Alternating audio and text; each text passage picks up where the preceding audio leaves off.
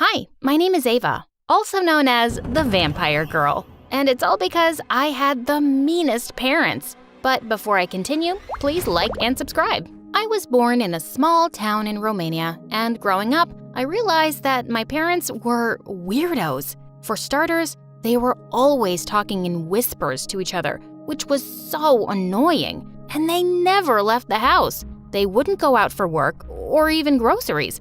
A box of supplies just mysteriously arrived every week. Every day, Dad would spend hours reading the newspaper and circling stuff on it with a red marker. Once when I was 4, I kept asking him to pour me cereal, but he kept ignoring me. So I leapt onto the table and put my foot in his bowl, spilling it all over his newspaper. And Dad went bonkers. Oh my God, do you realize what you've done? You're such a nuisance. Here, take the whole box. Just leave me alone, you idiot. Gosh, I wished I could just leave them forever. They didn't even love me. We never had any visitors, but when I was 5, Grandma came to see us once, and she brought me an adorable cat. I was so happy. But of course, my parents were not.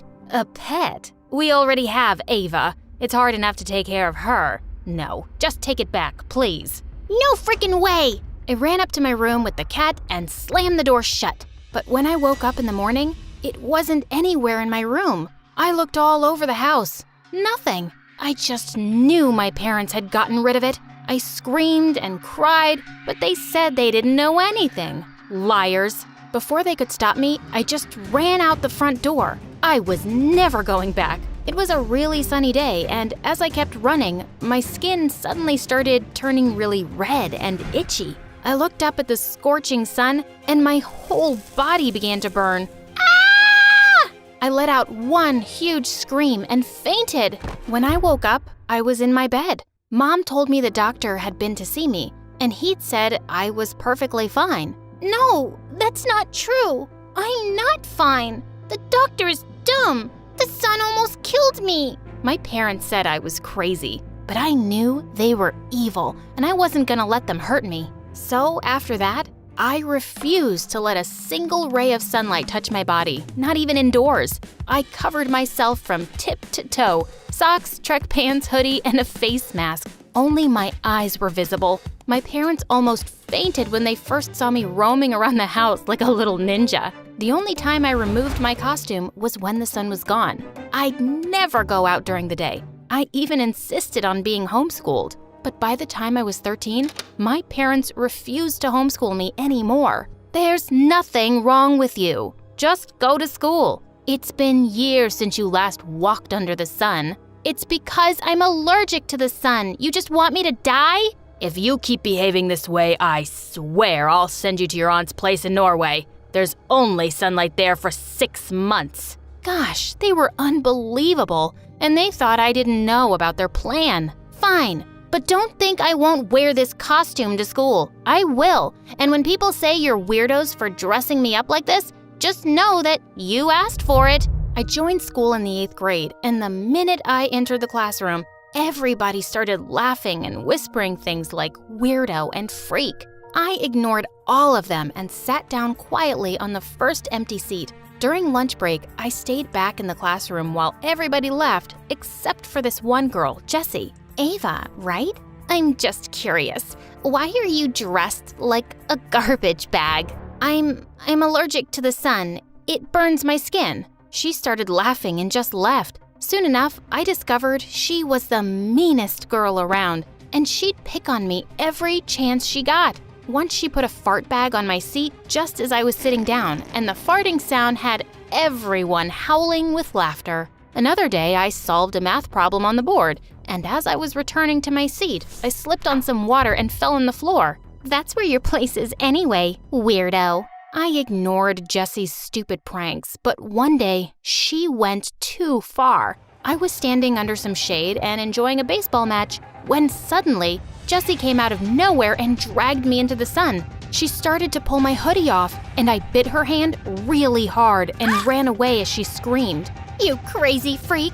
Are you a vampire?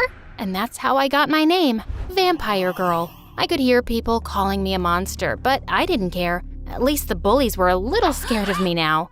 A few days later, the teacher introduced a new kid, Nick, to our class. His clothes were old and ragged, and I could see Jessie and her minions already laughing at him. They'd found their new target. I joined him in the cafeteria at lunch that day, and we started talking. I found out that he was the new janitor's son. He was really sweet and never even said I was crazy when I told him about my condition. I was so happy to have made a friend. But one day, as I was walking down the hallway, I found Jessie and her friend surrounding Nick. She spilled juice on the floor and said, "Oops, you can clean this up, Nick. I mean, you'll grow up to be a janitor like your dad, right? Come on, just sit down and wipe it with your butt. Hey, jerk, have you forgotten the last time I bit you? Stay away from Nick, or this time I'll do some serious damage." Jessie rolled her eyes at me, but when I leapt forward, she actually screamed and went running. Nick thanked me, and I always made sure to stick close to him after that. But then one day, Nick and I had just entered the classroom after recess when Jessie started screaming like crazy. "OMG! My brand new iPhone! It's gone! Someone stole it!" And then she pounced at Nick and grabbed him by his shirt. You must have done it, you beggar! You thief! Where is it? Hey, knock it off, you witch! You have no proof!" "Oh, I'll get the proof, girl." She snatched his bag and started throwing out all his things. I grabbed her hair and she turned around and attacked me. We got into a huge fight, and just then, the principal walked in. Jessie kept screaming that Nick had stolen her phone and it must be in his locker. Of course, the principal found nothing there, but Nick was left humiliated in front of everyone. He was silent the whole day, and I caught up with him after school. "Hey, Nick, are you okay? Jessie is just terrible. I hate rich people. They always look down at us as if we aren't human. She called me a thief just because I'm poor? God, I just hate everyone."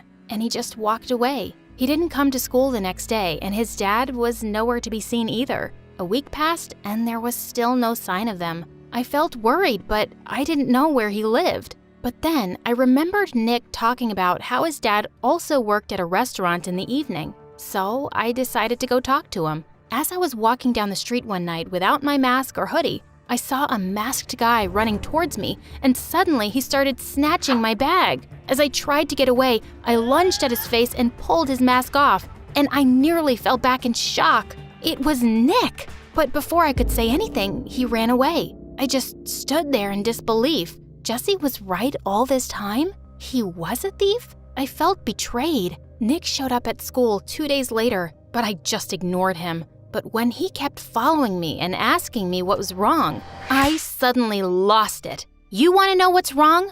I'll tell you. The girl you robbed the other night on the street? That was me. He looked horrified. You? That was you? I didn't know. I've never seen your face. What does it matter who it was? What matters is that you're a liar and thief, and to think that I fought for you. Suddenly, he started weeping like a baby. I didn't want to steal, Ava, but I just had no choice. My dad's in the hospital. We needed the money. I'm so sorry. I swear, I didn't steal Jessie's phone.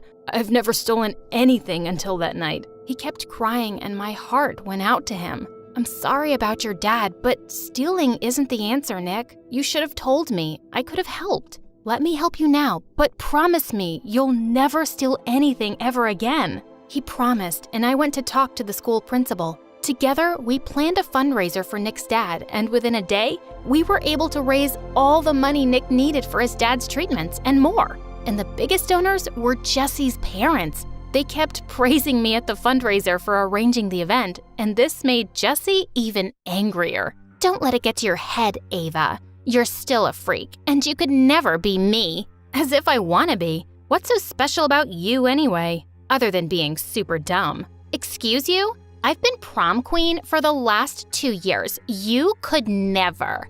Oh, is that so? We'll see this year. Seriously? It's the prom, not some freak show. You'll never win against me, loser. Nick whispered into my ear, says the girl who's never seen your face. I bought a beautiful red dress for prom. Since it was at night, it was the first time anyone in school would be seeing me without my mask and hoodie. As soon as I entered the hall, I saw people turning around and asking each other who I was. Just then, Nick came to me and took my arm. Ava, you look beautiful. That's Ava, the vampire girl? I can't believe it was that face behind that mask all this time. She's gorgeous. Jessie looked furious when she saw everyone's attention was on me. And to my shock, I was actually voted as that year's prom queen. As I was being crowned, suddenly Jessie came charging at me on the stage, trying to rip the crown off my head.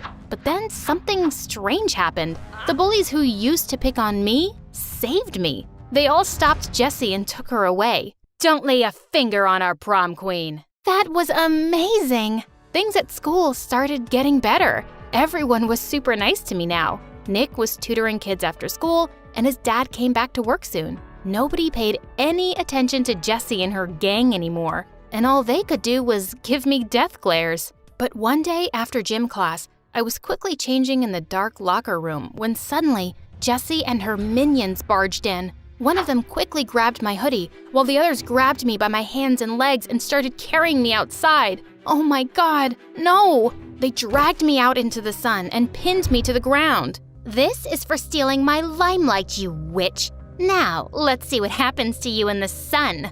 I hope you melt and disappear. Suddenly, someone pushed the girls away. It was a teacher, and Nick. While the teacher dragged the bullies off to the principal, Nick quickly took me inside as I cried like crazy. Hey, you're okay now. And your skin? It looks totally fine. It's not even red, Ava. Does it hurt or burn? I looked all over my arms and realized he was right. There were no rashes, and it didn't itch or burn at all. Was my condition gone for good?